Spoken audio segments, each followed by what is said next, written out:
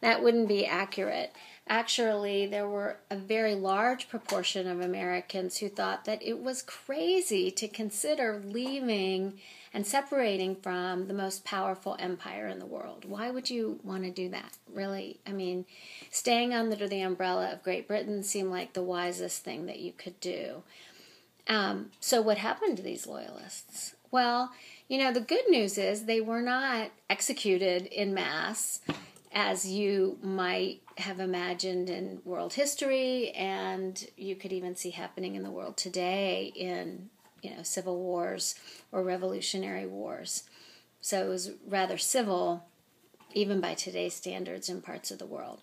Sometimes they were put in prison. Oftentimes they lost their property.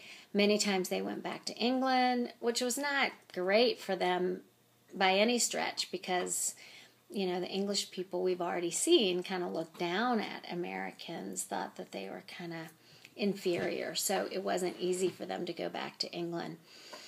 And then I always like to tell this story. It shows this one of the many ways that Benjamin Franklin, who we'll be looking at more soon, is kind of like us. He just had all sorts of family troubles, like many of us can relate to at one point or another in our lives.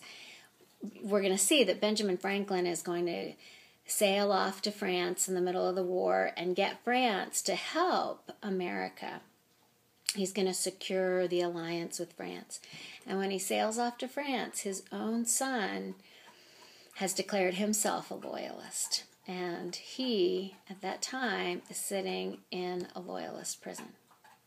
So it's kind of weird, Benjamin Franklin, he's a fascinating guy. Typically the father is the conservative and the son is more liberal and the rebel. But in this case, in that relationship, it's reversed. All right, and you guys should be thinking about reading your Benjamin Franklin soon. All right, well, I think that about wraps up that lecture and hopefully brings everybody up to speed. And the next lecture is really on the American Revolution, and I will stop here. So hopefully this has been helpful for you guys. Remind me about doing the Sally Hemings part when I see you guys in person. Okay.